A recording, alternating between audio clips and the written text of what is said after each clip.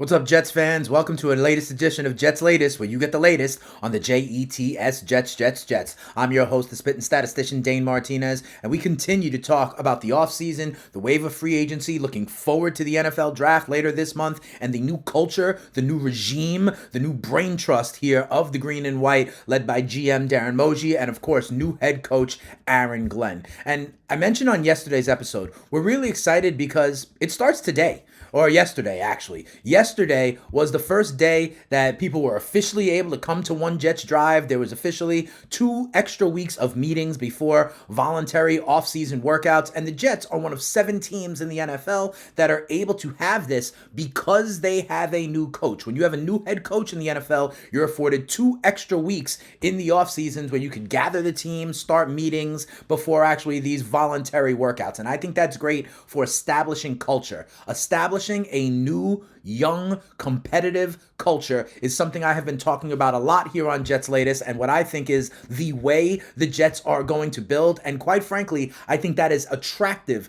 to a lot of the players around the league, and why some of these new free agents that have signed with the Jets in free agency have come to New York. And you can count Josh Reynolds, the new wide receiver, among them. Listen, Josh Reynolds, 30 years old. I told you he was with Aaron Glenn in Detroit. He's one of the veterans that we are going to have. He only had 2 drops in the last 2 seasons, so sure-handed, had 608 yards and 5 touchdowns from the Lions in 2023, along with Aaron Glenn when he was on the other side. Versatile as well. Lined up wide 62% of the time, lined up in the slot 36% of the time. But listen to what Josh Reynolds had to say about why he wanted to sign with the Jets, and it comes back to the new head coach, Aaron Glenn. Check this out.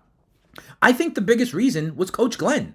I've always been a fan of that dude, being with him in Detroit, seeing how he operated, how he carried himself, and how he carried the defense. I just knew he brings something special. He brings the right guys around, the right culture around, and I just wanted to be a part of it. That's what I'm talking about. There are now guys across the league that are saying that they want to come to the Jets. Why? Because of Aaron Glenn. We heard Justin Fields say the same thing. We heard Brandon Stevens say the same thing. We heard votes of confidence from Aaron Glenn's former boss, Dan Campbell, the head coach of the Detroit Lions, saying that Aaron Glenn is ready to be a head coach. Aaron Glenn is going to be a magnet to players. They are going to want to play for Aaron Glenn. That is the way we establish culture, and people are ready to be down with the green and white. Why? Because of Aaron Glenn. I think that bodes well for his ability to have these guys want to compete, want to play hard, want to try to build this culture that we are talking about. And quite frankly, I think it'll be good for years to come. Remember, I said this is not a one-year fix. I don't expect the Jets to go 13-4 next year, okay? We're not trying to win the offseason, make the big splashy play, be on the back page of the New York daily newspapers, right? We are trying to build and build the right way, and having a guy at the top that people want to run through a wall for is a way to do that, okay? One of the positions that we added a lot to in free agency, maybe not with splashy moves, but with what we think are, representative moves to put someone next to Quinnen Williams on the defensive line, and new GM Darren Moji said that was in fact a focus. Check this out.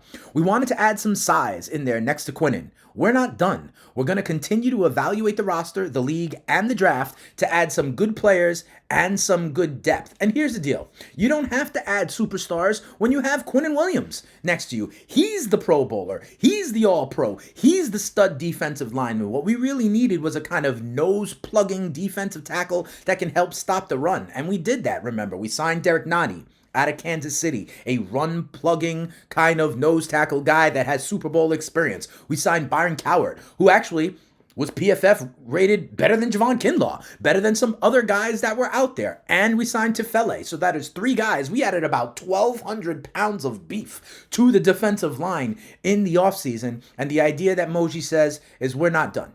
Okay, now I agree, and I've been profiling some of the guys we could add in the draft. I will say this, I do not think it's going to be Mason Graham at number 7 overall. Remember, I think the Jets are targeting offensive line. We hope it's Armand Membu out of Missouri. We hope it's Will Campbell out of LSU. I also don't think Mason Graham, the stud defensive lineman out of Michigan, is going to be there. quite frankly, at number 7 overall. I think he's going in the top 5. We'll talk about that a little bit later this week on Jets Latest. But remember, I did profile a couple of other guys that the Jets may get lower down in the draft in rounds 2, 3, and potentially 4 that I think could be a fit. For example, in round 2, we talked about Tyleik Williams out of Ohio State. I talked about in round 4 how it could be a guy out of Ole Miss named J.J. Pegues, who has got a kind of a character award, even played in the Wildcat. On offense for Ole Miss at times. I do think defensive line is a need. I do think they're going to add to the defensive rotation, but Moji made some smart moves, adding some size, and quite frankly, when you're next to Quinnen Williams, you don't have to be that kind of a beast. Remember, we've got 2 young edge rushers as well already in Will McDonald and Jermaine Johnson, so it's not like we are in bad shape. We've got 2 stud young linebackers, right, as well when it comes to Quincy Williams and it comes to Sherwood. We've got young stud guys in the secondary like Sauce Gardner, right? So we are young and competitive at every level. We added some guys in free agency, and like I said, Tyleik Williams in the second round, potentially J.J. Pegues kind of guy out of Ole Miss could be places, but we will use a pick on defensive line somewhere in there. Remember, the Jets have 3 picks in the top 75. They have 4 picks in the top 110, and I think we will, in fact, continue to build from the inside out, and that means on both lines. Defensive line, I tell you about, Moji says he wanted to bring in some size, and he did. The other place we need to add is on the offensive line, specifically at right tackle. I have been talking about here on Jets Latest how the interior of the Jets line is no problem. Literally rates in PFF as one of the better ones in the league, right? With Tippmann at center, AVT at one guard, Simpson at another guard. Remember, first round draft pick of last year, Olufushanu at left tackle. We have signed our depth again with Okorafor and Josh Myers. Josh Myers, who was Justin Fields' center at Ohio State, a starter and veteran from the Green Bay Packers. That just leaves right tackle. Now, one of the things I have said is follow the money and see what positions we address in free agency and what holes are left to fill going into the draft. As of yet, we have not gotten the right tackle. However, we have been linked to a veteran right tackle in recent days, and that is George Fant of the Seattle Seahawks. He was with the Seattle Seahawks last year, but he only played in a couple of games, okay? He was on a $4.5 million deal. Before that, he started 13 games for Houston in 2023, and you may remember the name George Fant because he was with the Jets. He was with the Jets for 2020, 2021, 2022.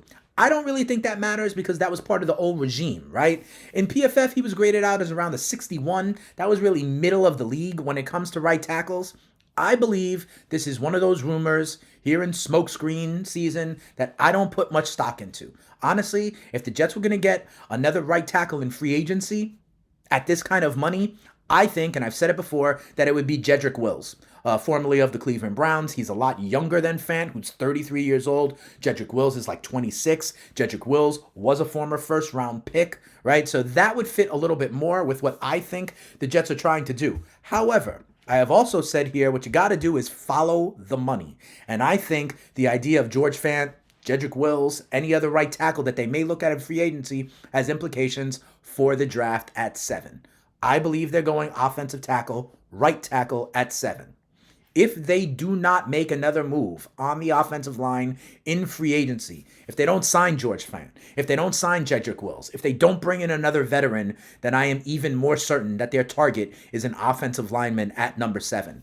However, if they do go ahead and sign a guy like George Fant, sign a guy like Jedrick Wills, that in my opinion would be a tell that maybe they are interested instead in a Tyler Warren at number 7. Maybe they do think a Mason Graham will fall to them at number 7. Follow the money and see what positions are left unaddressed as we go into the draft later on this month, in a couple of weeks, right? So that'll do it for another episode of Jets Latest. Really, Josh Reynolds is just the latest Jet to talk about how Aaron Glenn was a magnet for them and what I believe that is great for the booming, developing, growing Jets culture. We have added a bunch of size, although Darren Moji says we're not done, so I'm excited to see if they do that in rounds 2, 3, or 4 in the draft, or later on they sprinkle in another 30-plus-year-old veteran on a minimum salary, wait for some cuts to happen happen after June 1st, then bring in a vet. We'll see about that, but they have added to the defensive line, and the Jets have recently been linked to George Fant, a former Jet, former Seahawk, former Houston Texan.